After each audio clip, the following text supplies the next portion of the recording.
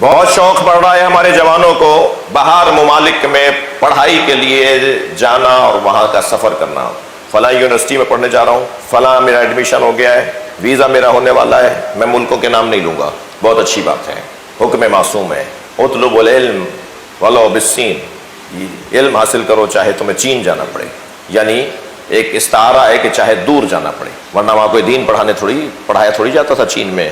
جو مدینے والوں کو سرکار فرما رہے ہیں چین چلے جاؤ، یہ قرآن تھوڑی پڑھایا جاتا تھا چین میں، اللہ کا کلام تھوڑی پڑھایا جاتا تھا چین میں. جو مسلمانوں کو کہہ رہے ہیں جا کے چین جا کے، نہیں، مراد ہے کہ دور بھی جانا پڑے تو جاؤ. تو جانا چاہیے، بہت اچھی بات ہے. مگر ایک خطرہ جو منڈلا رہا ہے، یہ جاتے تو بڑے وعدے وعید کر کے ہیں کہ واپس آؤں گا، مگر یہ پھر وہاں جا کے اماں ابا کو بھی بلا لیتے ہیں. اس وقت بہت ایک بڑا مسئلہ ہے. میں خود سفر کر رہا ہوں ان ممالک کا، میں جا کے دیکھ کے بھی آ رہا ہوں. خطرناک ماحول ہوا ہے. پاکستان کی صلاحیت پاکستان سے باہر جا رہی ہے، پاکستان کی اہلیت اور قابلیت وطن سے باہر جا رہی ہے. اور یہ وہاں جا کر یہاں سے کہہ کے جاتے ہیں میں واپس آؤں گا، وہاں جا کے PR لیتے ہیں، وہاں جا کے نیشنلٹی لیتے ہیں، گرین کارڈ لیتے ہیں، اپنے وہاں کی زندگی اور بہتر کرنے لگتے ہیں. اور پھر اماں ابا کو بھی کہتے ہیں وہاں کیا رکھا ہے، آ جائیے. اور اماں ابا بھی جانے کو تیار ہو جاتے ہیں. اور ٹھیک ہے، اللہ کی زمین ہے، میں سارے سوالات کے جوابات بھی رکھتا ہوں. اللہ کی زمین ہے، کہیں بھی رہیں. اور دیکھیے وہاں کہاں عزاداری تھی، ہمارے جانے سے ہی ہو گیا. تمہارے جانے سے نہیں ہوا، اس کے پیچھے دعائے زہرا ہے. یہ بہانے نہیں کرو. میں جس لہجے میں اور جس چیز کو مد نظر رکھ کر بات کرنے جا رہا ہوں، وہی بات میرے محترم سننے والے محسوس کریں گے. ہماری وجہ سے وہاں یہ ہو گیا، ہماری وجہ، ٹھیک ہے. لیکن اچھا پھر جھوٹے سچے لیٹر بنا کے کہ صاحب یہ ہو رہا ہے وہ ہو رہا ہے. میں زیادہ بات ممبر سے نہیں کر سکتا. اور وہاں جا کے صاحب معلوم ہوا کہ جی پریشان تھے وہاں پر. 50% یقین سے کہہ سکتا ہوں 50% غلط بیانی کر کے جا رہے ہیں. اور اب جب وہاں چلے جاتے ہیں تو وہاں جا کے وہیں کے ہو جاتے ہیں. اور پاکستان میں صلاحیت پلٹ کے واپس نہیں آتی. اس میں ہمارے سیاستدانوں کی جو نااہلی ہے، جو انہوں نے اس ملک کا حال کیا ہے، جو ہمارے اداروں نے اس ملک کا حال کیا ہے، وہ ایک بہت بڑی دخالت رکھنے والا عنوان ہے. بڑی دخالت اس عنوان کی بھی ہے کہ تم نے بہانہ فراہم کیا ہے کہ لوگ یہاں سے چلے جائیں. تم نے ماحول فراہم کیا ہے کہ لوگ یہاں سے چلے جائیں. اور لوگ کیا چلے جائیں، تم خود کھاتے کماتے یہاں ہو مگر گھر تمہارے وہاں ہے. تم پاکستان سے زیادہ امریکی ہو، تم پاکستانی سے زیادہ برطانیہ کے رہنے والے ہو. تمہیں یہاں کا کوئی درد ہی نہیں ہے. تمہیں کیا پریشانی؟ جس درد کے ساتھ میں ممبر میں بیٹھ کے آج 2 محرم کو اس قومی مسئلے کی طرف نشاندہی کر رہا ہوں، ان لوگوں کو تو کوئی پریشانی نہیں ہے جو آج پاکستان کے وارث بنے بیٹھے ہیں. یہ لوگ وہاں چلے جاتے ہیں بچے، اور وہاں سے پھر واپس نہیں آتے. جس خطرے کو میں محسوس کر رہا ہوں نا، جا کے دیکھ کر بھی آیا ہوں. یہ ممکن ہے سنبھلے رہیں، ٹھیک رہیں، مگر ان کے بچے اور ان کے بچوں کے بچے. میں ممبر پہ لطیفہ سنانے کے لیے نہیں بیٹھا، لیکن میں آپ کو بتا رہا ہوں کہ میں ایک ایسا نام سن کر آیا ہوں، ڈیوڈ جان حیدر نقوی. آدھا انگریزوں کا نام، آدھا مسلمانوں کا، اور آدھا شیعہ اور آدھا غیر مسلم. جوزف حسین زیدی، یہ نام بننے جا رہے ہیں. اور ایسے ایسے منظر ہیں جو میں نہیں بیان کر سکتا، صرف اشارہ کروں گا کہ ایک باپ نے، درد ہے بھائی سن لیجئے، کچھ دیر کو کوئی ناراض بھی ہو جائے. ایک باپ نے آدھی رات اپنے بیٹی کے کمرے کی لائٹ جلی دیکھی. جب کھول کے دیکھا تو منظر کچھ اور تھا. تو نہ صرف اس منظر پر باپ تنقید نہیں کر پایا، سوری کہہ کے دروازہ بند کر دیا. تو بات یہی نہیں رکی، وہ باہر آئی اور باپ کو اس نے گالی دی کہ آپ نے میرا دروازہ کیسے کھولا، کیوں ہو رہا ہے ایسا؟ اچھا یہ آپ کے لیے تو بات ہی نہیں ہو رہی، مگر ہو بھی رہی ہے.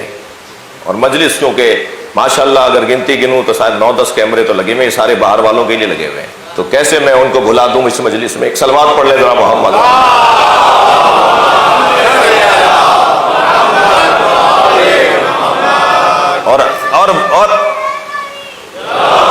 اور مسئلہ یہ ہے کہ پریشانی جو لاحق ہے وہ یہ ہے کہ وہاں جانے کے بعد جو اپنی ہویت، اپنی شناخت، اپنا عنوان کھو رہے ہیں وہ خطرناک ہے. اور وجہ کیا ہے؟ وجہ یہ کہ انسان ہے، اثر پذیر ہے، اثر قبول کرتا ہے، اثر لیتا ہے، کسی منظر کو دیکھ کر اس پہ اثر ہوتا ہے، کسی جملے کو سن کے اس کے اوپر اثر ہوتا ہے.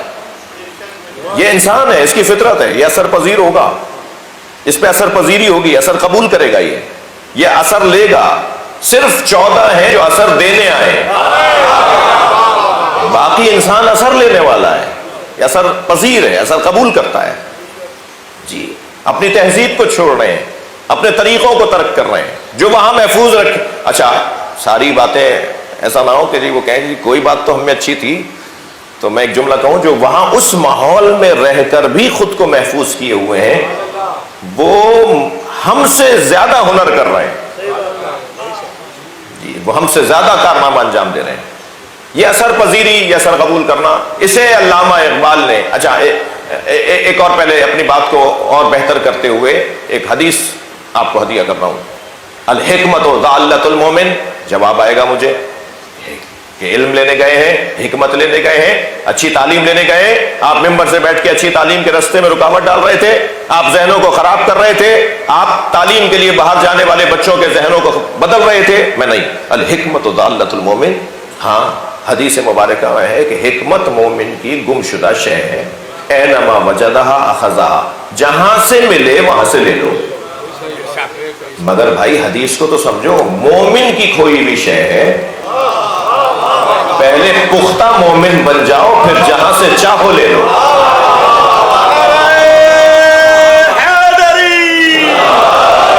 اب یہ جو بچہ وہاں جا کر وہاں کا اثر لے کر آ رہا ہے، یا وہاں سے آ ہی نہیں رہا اور وہاں کا ہو کر رہ گیا، اور پھر وہاں خطرناک ماحول کے اندر بہت ساری چیزوں کے حوالے سے ہے. اور آج الحمدللہ پھر تسلی دے رہا ہوں، آج الحمدللہ ان ساری بڑی یونیورسٹیز کے کیمپس پاکستان میں کھل گئے. پاکستان میں الحمدللہ دوسرے ممالک سے بچے پڑھنے کے لیے آ رہے ہیں.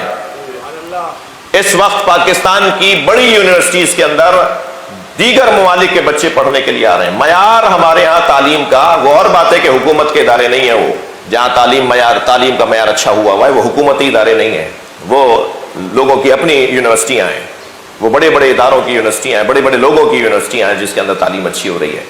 مگر عزیزو، جس بات کے لیے میں نے آپ کو بہت زحمت دی کہ حل کیا ہے اس کا، مولانا آپ نے گلے شکوے تو کیے، حل تو بتاتے.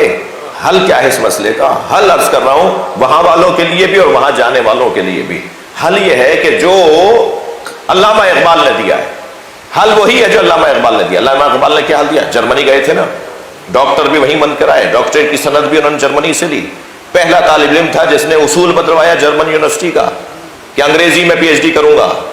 وہاں انگریزی میں پی ایچ ڈی اس سے پہلے علامہ اقبال سے پہلے اجازت ہی نہیں تھی. علامہ اقبال نے اپنی قابلیت، صلاحیت اور شوق اور ذوق کو ثابت کر کے وہاں کا قانون بدلوایا کہ یہ پہلا طالب علم ہے جس کی وجہ سے انگریزی میں پی ایچ ڈی ہوگی. اور پھر وہ وہاں سے ڈاکٹر بن کر آئے. میں ان کا گھر بھی دیکھ کر آیا ہوں، ان کے دروازے پہ بیٹھ کے ان کی فاتحہ بھی پڑھ کر آیا ہوں، اور وہاں ہم نے ان کے کلاموں پر مشتمل غزلیہ ایک نشست بھی رکھی تھی. میرا بڑا شوق تھا کہ میں جرمنی جاؤں تو امام خمینی، پیرس جاؤں تو امام خمینی کا گھر دیکھ کر آؤں، اور جرمنی جاؤں تو علامہ اقبال کا گھر دیکھ کر آؤں. جی دونوں اس صدی کے نامور لوگ ہیں، بڑے لوگ ہیں.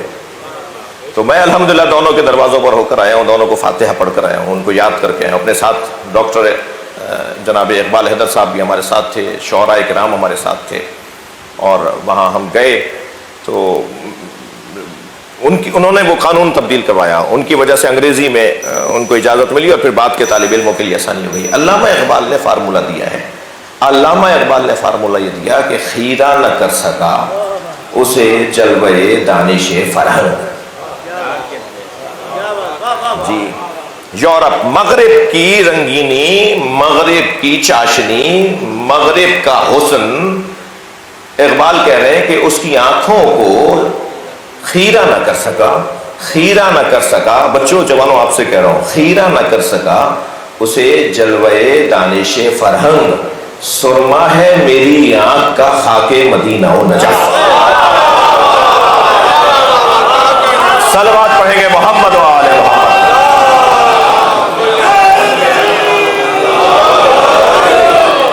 اگر ہم مدینہ و نجف کو آنکھوں میں بسا لیں تو پھر دنیا کا اثر ہمارے اوپر نہیں ہوگا.